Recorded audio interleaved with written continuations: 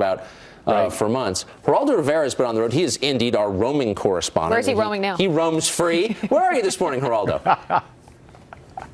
Hi, good morning. Good morning. From Chicago. Chicago. So are you surprised? So like everyone in everyone in New York and Los Angeles and DC, this is over 2 weeks ago. And all of a sudden out of nowhere, it's really close. Are you surprised by that? How could I be surprised? I'm in Chicago after 108 years. They won the World Series. Anything is possible. Yeah, that's Harry Carey's restaurant in the distance. Chicago River over there. They dyed it blue yesterday in honor of the Cubs. 5 million people turned out. Tucker, I am not surprised. I have a couple of points to make. Number one, the S&P has been in a 9-day swoon that exactly mirrors Donald Trump's surge. So obviously, Wall Street is worried that this could really happen, the largest upset in American political history. And I think that we are really on the verge of that, the cusp of that. I think Donald Trump really can do this.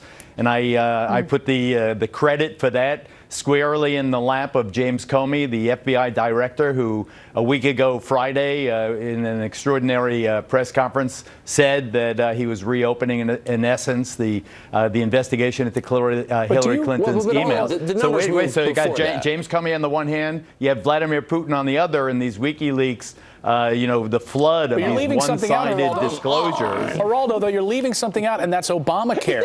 Right. If you look at those Obamacare premiums in states like Pennsylvania and Arizona, where you're seeing this movement and you're seeing these incredible increases on their monthly premium costs, those numbers where we learned about these increases on Obamacare hit before this email scandal with James Comey, and that's where you saw some of these trend lines. Do you disagree? I disagree. I disagree to this extent, Clayton, and I think that it is important to note that Obamacare really does seem to be in a very wounded, a profoundly wounded, grievously wounded state. But that is like 1 to 100 when it comes to the emails. If you ask anybody on the streets of this town or any town in this country what it is about Hillary Clinton that bothers them, it is not Obamacare. You mentioned Obamacare. In fairness, how could you not mention the fact that for the 73rd straight month, we have added jobs, 161,000 jobs, unemployment now 4.9%, wages increasing 2.8%. In fairness, if you're going to talk about the economy or Obamacare, you have to give a much more balanced picture. It may not be great, Tucker, but remember where we were when George W. Bush was president. I'm not saying Trump's going to win, but I am saying the whole Vladimir Putin thing is just dumb. I mean, there's no concrete proof that Putin is behind this. And for someone who covered the war... I don't understand how you could say that when we've had 12 intelligence agencies that say it's the Russians who are giving WikiLeaks the information. And doesn't it strike you that there's no WikiLeaks... There's no WikiLeaks about Republicans? There's no WikiLeaks about any Republicans? Republicans don't send emails? You don't send emails? I don't send emails? It's only Hillary Clinton's emails? Let me stop the explosion for 1 second. Just ask this. Let's stipulate, Putin's behind it, okay? You can prove it. You can't, but let's say you could. Isn't the real point that these emails are real, and don't we as journalists have an obligation to assess them on their own terms? Like, what do they say? So this whole Putin stuff is just a talking point meant to divert our attention from the amazing facts in these emails, no? I want everyone to understand going forward that Donald Trump could very well win this race. He could very well win this race on the basis of those emails. Those emails largely were provided by WikiLeaks. WikiLeaks was fed by the Russians. Vladimir Putin has influenced America's election. 11 of our intelligence agencies have certified to that fact. Which agencies? That's point one. Which 11? Point two is I'm going to list them that, NSA, etc. I will. But and everyone is professing to be so upset about what the emails contain, and yet we're not upset at all about Edward Snowden and the NSA leaks where they're really giving out state secrets. Let me jump in there, because I think what people are concerned about and upset about when it comes to these emails, and what we're even learning this morning about classified emails Hillary Clinton sent to her daughter Chelsea from State Department, is how she can get away with that. And now she's running for president. You think about so many different jobs, including, Mike Pence in the debate when he talked about his son working in the military. If he had sent classified emails, classified documents, he would be removed from his post. So I think a lot of people are scratching their heads saying, how is she able to get away with this and not only be charged for anything, but now potentially be elected as the president of the United States if that's what ends up happening on Tuesday? That's the question on a lot of people's minds, I think, this morning. Good question. Two points. Your last two guests have spoken of imminent indictments. You know and I know that Fox News a few days ago had to backtrack on the report that indictments were imminent. We have backtracked. We have said, we have corrected our reporting in that regard. Why are indictments not imminent?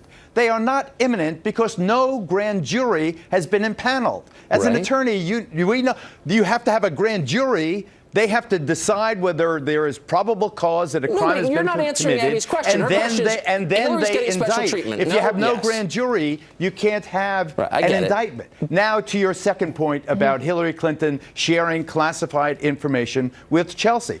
If Hillary Clinton knowingly shared classified information with someone not qualified to receive it, as David Petraeus, General Petraeus, my friend, did with Paula Broadwell, as General Cartwright, the hero, did with various reporters in Washington, D.C., then a crime has been committed. But what does that require? It requires a finding that A, the material was indeed classified, and B, there was an intent to share classified information with someone not qualified legally to receive it. But there has been you're kind of dodging what Abby said. Look, let's be real. Do you think that if you did what Hillary did, that you'd be in the same position she's in, which is like not charged with any no grand jury? No, you'd be in deep trouble and you know it. Like, that's just true. She's getting special treatment and that's wrong. Do you think she has gotten special treatment, Geraldo, or no? Yeah, I think indeed Hillary Clinton has gotten special treatment when the FBI violated its 60-day rule. What does the 60-day rule say? It says 60 days before an election, you don't mess with the political process when you are on the judicial side of the equation. You wait until the election is over. If you have missed that 2-month window, then you wait. To do it 11 days, but look at the impact That's not a rule, it has had. by the way. There's no law that says that. That's not true. It is the policy of the Bureau, and you cannot point to a single instance didn't pass that law. in history where that has happened. It's a tradition, and look, I think they should have included specifics. I kind of agree with you there. You shouldn't accuse someone without being precise about what you're accusing them of. I agree with that. But let's not pretend they violated some law that passed by our Congress. That's just not true. It's a tradition, okay? Not a regulation. But here we have a situation. We can hate Hillary Clinton as a candidate, as a double dealer and the foundation and all this kind of seedy stuff you don't like. But you must admit that this was extraordinary. It has profoundly impacted the track of this race. And we may have Donald Trump as the president of the United States. And that may be great. But it will be because of the emails. And it will be because of the FBI's at the end of the day, these were her own emails. Exactly. Right. And what could have been worse is if they waited until after the election. Let us all lay our emails out there. Let the world see every email Donald Trump has ever sent. Your past, yes, so you're lucky. Transparent on television. You're in a good place.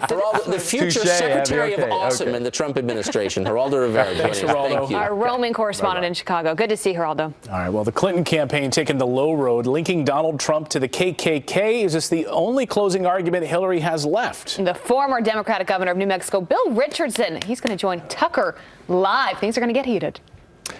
Plus, you've heard the stump speeches, but how are they being received? Lee Carter, our favorite pollster in a world filled with pollsters, is here with brand new dials next.